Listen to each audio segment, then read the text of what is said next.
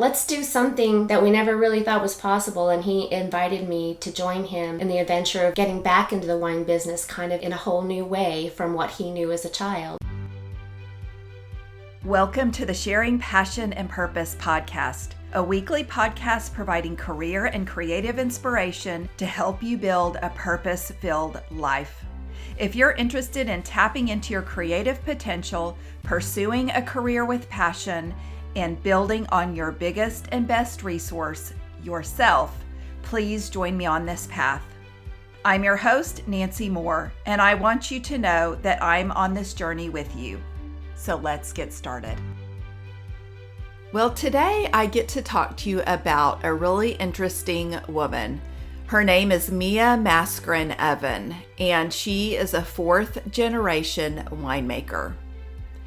Mia joined the family wine business known as 32 Winds shortly after her father, Ed Mascarin, realized his own lifelong dream of starting a wine business and opened the vineyard in 2009.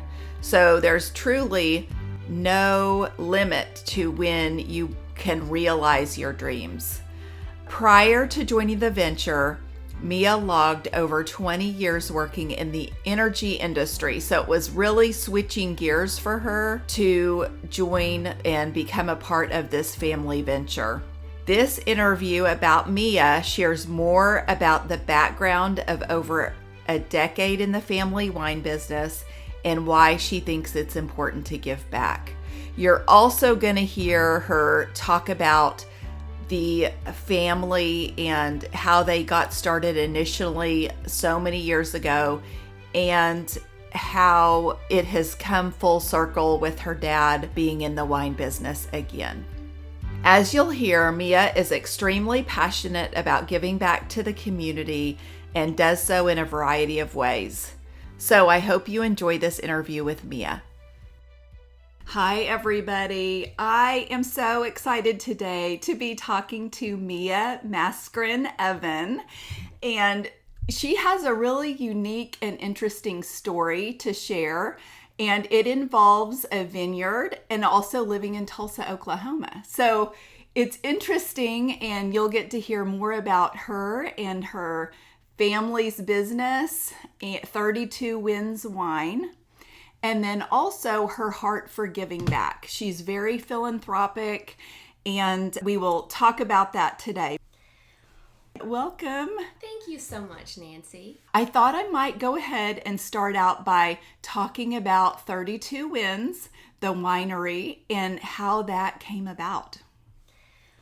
Well, it's an interesting story because a lot of people think that my father and I just decided one day that we were going to start a winery, and couldn't be further from the truth, because the idea of building a winery or getting back into that business really started over 100 years ago with my great-grandfather. He lived in a small town in Italy in the late 1800s, and he was a falconer for the local count in this little tiny town. He also did some farming on the property, just minding his own business. And meanwhile, over in California, there was a group of Italians that formed a company called the Italian-Swiss Company.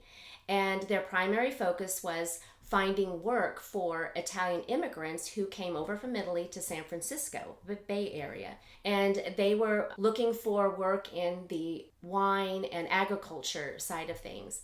And the wine business was just growing in the early 1900s beyond their ability to really find the labor for it. So they went recruiting in Italy. So back to my grandfather. He was one of those farmers that was recruited by the Italian-Swiss colony. The Italian-Swiss colony later became a company called Asti. We all know that as Asti Spumante. You might have heard of that company, but that originated as the Italian-Swiss colony. And so my grandfather thought this was a great opportunity to kind of get out of Italy and kind of start a new life. So away he went to the Bay Area, and his job was to plant new vineyards and also manage them.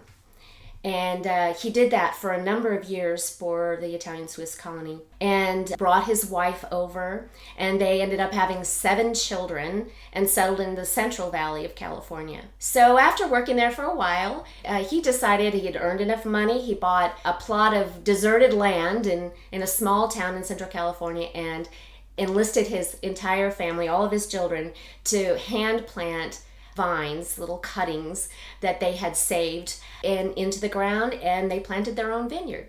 Now, this was a time when wine was a commodity product. It was not, what we see today with, these great labels, and there wasn't marketing behind it. It was a commodity wine. It was not differentiated, really. So the wines were just grown to get them out, make wine, and for communion, all kinds of things like that. Anyway, so the family just really was growing grapes to either sell.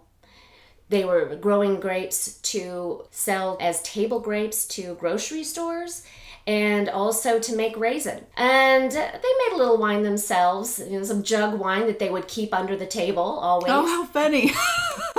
That was probably really good, yeah. So in my dad's family, and having his mother's generation, there were 7 kids and there were lots of cousins. So the family grew. There was a lot of family participation in this little vineyard as well as the local winery. So for my dad, his viewpoint was, his father worked in the local winery, his grandparents had this vineyard, and that's really all he knew is wine making and grape growing. And so a little while later, he's now a senior in high school. He's a good student, an athlete, and he was given a scholarship by the local Lions Club. And without that $1,000 scholarship to go to Berkeley, California, he never would have gone. He was the first one to go to college in his extended family. And as Italian immigrants, they were pretty poor, and they were just barely making ends meet. So this was huge for them. And he went off to school, and his dungarees amongst all of these highfalutin engineers. Yeah. And he made his way through school, walked onto the baseball team, and he walked onto the football team and played double sports. Guy's a great athlete, and all the while got an engineering degree. And that took him away from the family farm. From there, we moved around quite a bit, living in Texas and Wisconsin, and finally landing in Tulsa, Oklahoma. And that kind of separated him from the whole wine business for a number of years. And for 45 years, we always as a family visited the family farm in Central California, and never really dreamed that we would actually get into that ourselves again until about 12 years ago. Things changed around the financial crisis of 2008, and we thought, let's change gears. Let's do something that we never really thought was possible. And he invited me to join him in the adventure of getting back into the wine business kind of in a whole new way from what he knew as a child, and differentiate ourselves as a fine wine maker. And so at the time, I knew nothing about it. So, well, your background was in energy, right? It was in, yes, I worked for 20 years in the energy industry here in Tulsa. Loved it, but never imagined that I'd be making wine with my dad. It just wasn't in my mindset of possibilities. And so I guess that's the lesson there. Be open. And this has been such a blessing to be able to work with my dad. And I will say it was quite a learning curve. I had a lot to learn about the actual techniques and the farming and the winemaking. I'm still learning, and I feel like it's been 10 years at least. Yeah. Okay. So that's the long story of how we got into the wine business. Okay. See, that's so neat because people probably don't imagine people living in Tulsa starting a wine business, but having that background, I almost feel like in your blood, it was in your dad's heart and in his blood to return to that. So when he talked to you about joining the family business, was that something that you were excited about doing? Oh, for sure. Having worked for other people for a long time and loved what I did, I loved problem solving of working in the corporate world, to be able to work for something that was so ingrained in your family's history And most of all, to work for my dad, who is my mentor, my best friend, that was something really special. And I wouldn't give that up for the world. You know, it's so meaningful. It's something that kind of connects the generations before me to even my son, who is showing an interest of working at winery and working harvest and things like that. So it's been so fulfilling to be able to do this, and glad I was open to completely switching gears. And not only was I open, it was kind of a no-brainer for me to do this. Yeah. Sometimes that's an interesting dynamic because sometimes it's hard to work in a family business. There's different logistics and... I'm not saying it was easy. Yeah. Yeah. Because, we had to kind of get over that relationship of father-daughter to more of being peers in an industry together. And so it evolved. And it was a little rocky in the beginning, but we've moved past that and are closer than ever. Yeah, good. So your role is in marketing, and I know you're able to work remotely, which thank goodness for technology, because you are able to probably, work remotely and do a lot of things with the business being in California because you still reside here in Tulsa. I do. Yeah. I do. And we're a small winery. We only produce about 2,000 cases a year, which is tiny when you think of the big guys making 1 million cases a year. Places like Kendall Jackson and Mondavi. But we're tiny, and there's only about 4 of us, including our winemaker, who are employees of the winery. So we are all wearing lots of hats. Yeah. And my focus is primarily kind of helping to oversee harvest plans and what our production is going to look like for the coming year, organizing bottling, but primarily the marketing end. And I love to do wine dinners for people and share our wine. And I do a lot of trade shows. I work with distribution, and I do use the wine a lot in philanthropic ways by creating wine dinners to support the arts. So it's been fun. I love my role. Yeah, that's really good. Yeah. Okay, so I'll go ahead then and talk about philanthropy and giving back. I feel like you have such a heart for that and the arts, and because it's something that's important to you, and I wanted you to share that with others as well. But why has this giving back and philanthropy become so important to you? Well, growing up, my mother was an artist, so that probably is what was my first spark for loving art in particular for me. I didn't personally know that. Okay, yeah. And seeing her support careers of burgeoning other artists by collecting their works and kind of helping their careers, I saw that as kind of an inspiration as well. My father was involved with the Gilcrease board, the Gilcrease Museum board, as have I been as well. But I think just living in Tulsa and seeing how much the citizens here have supported the arts community in so many ways. It's just everywhere around us. The ballet, the symphony, the opera, the 2 world-class museums that we have in our town, and the level of generosity that the citizens are giving back to the arts, was inspiring as well.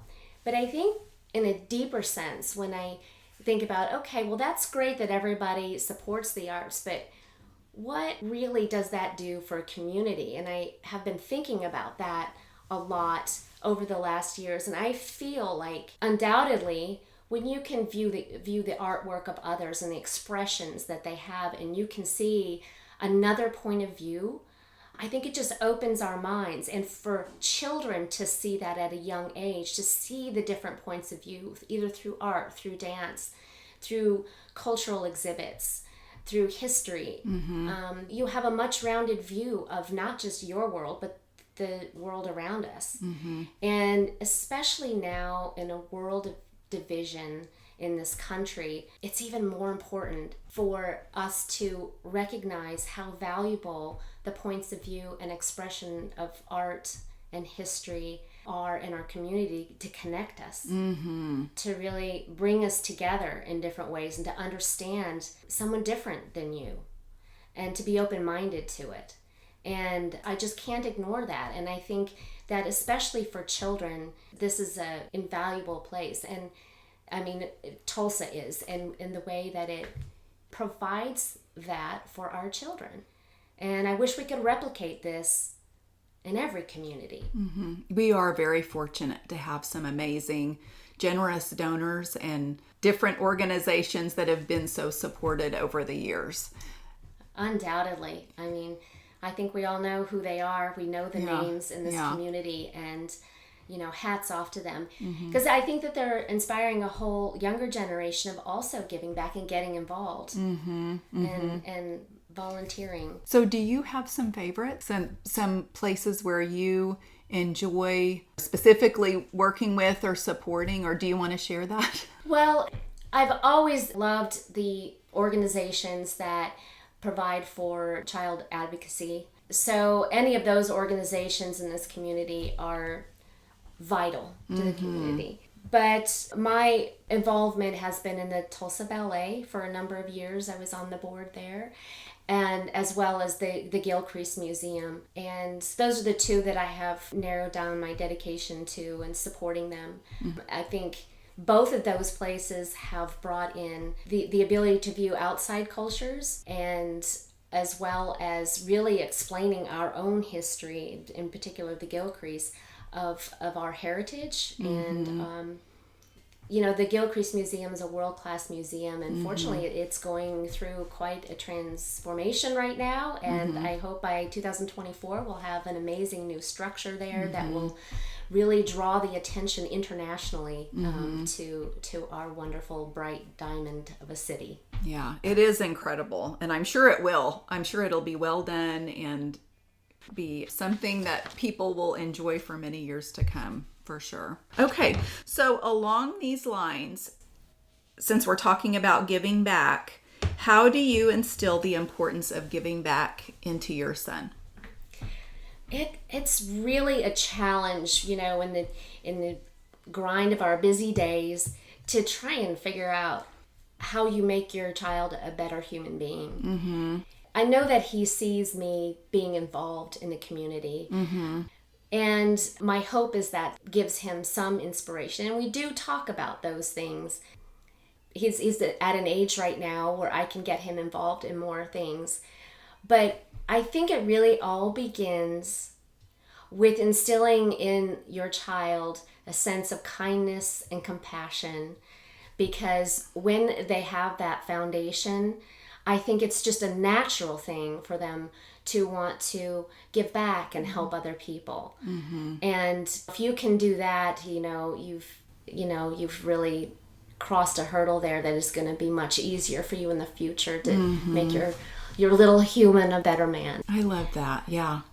I love that quote about helpers by Mr. Rogers. Have you ever heard that one? I think there's a story where he's questioning his mother. Why are all of these tragedies, and it's so terrible, and what can we do? And his mother responds by saying, well, when you see these things happen, look for all the helpers. Those are the people. I knew you were going to make me tear up. We were tearing up before we even started the podcast, but yeah. It does give me chills, to talk about that, because it's so true. Those are, you can always look for the good and in the bad and be the helper. And it's not necessarily about, doing something to aggrandize your own name, but to just be the helper. Yeah, that's a great perspective. Yeah, I love that. Okay, so tell me a little bit about really where 32 Winds is located, and then if people can go and visit, and what's available to people, because I want to go visit. I want to go see it.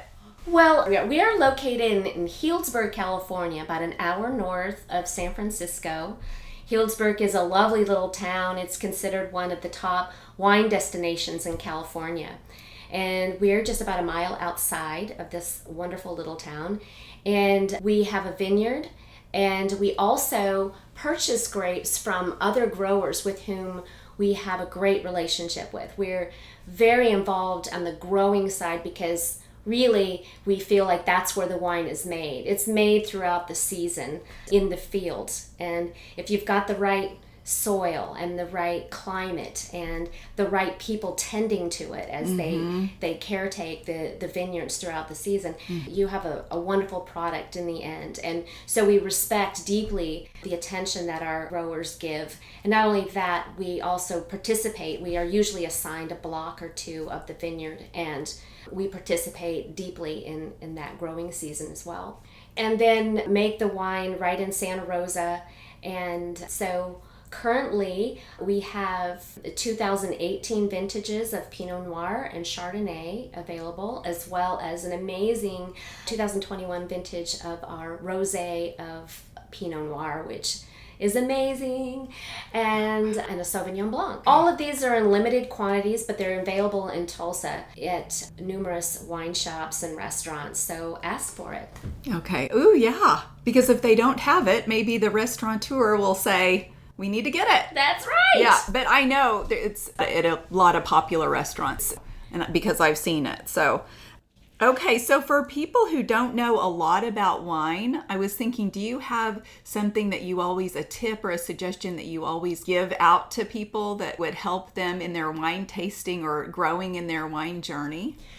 Well, first of all, I think if you're just starting out, it's the biggest thing to remember is don't be intimidated by wine or necessarily think that a super expensive bottle of wine is the best for you. Everybody has a taste profile that's different. And sometimes even the wine reviewers have a certain profile that they rate their wines according to their taste profile. So don't be afraid to think that you might like this Zinfandel or that Cabernet only because someone else does.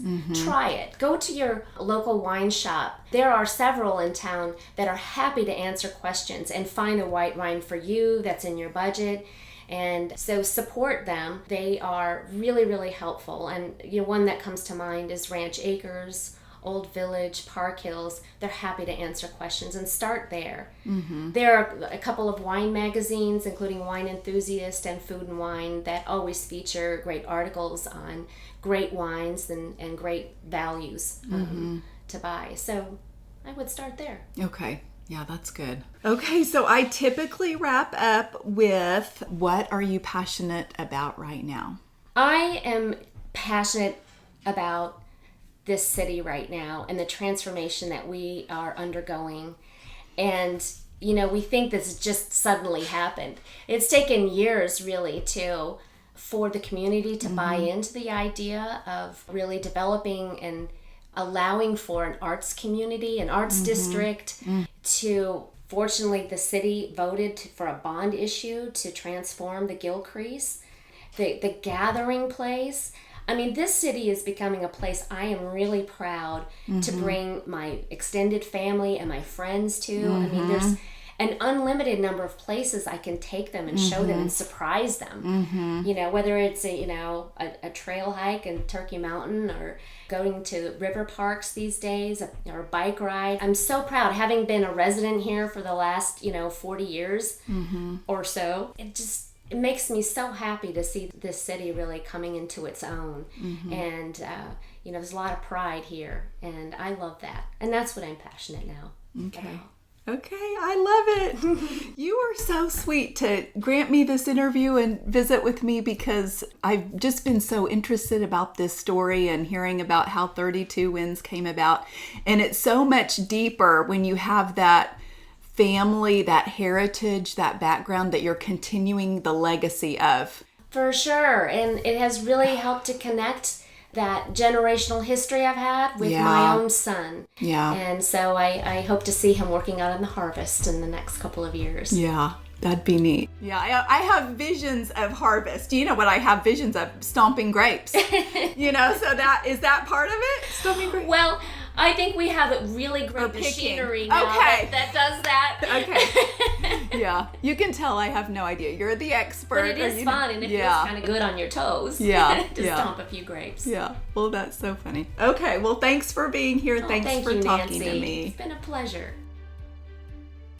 Okay, everybody, that's a wrap on this week's episode. I want to thank you for listening to the Sharing Passion and Purpose podcast. It means the world to me, and I'd love to connect with you. Please follow me on Instagram, Facebook, and LinkedIn at Sharing Passion and Purpose, and Twitter at Passion Sharing. Also, if you like this podcast, it would mean a lot to me for you to subscribe, rate, and review it. And as always, all my show notes will be available on my website, sharingpassionandpurpose.com.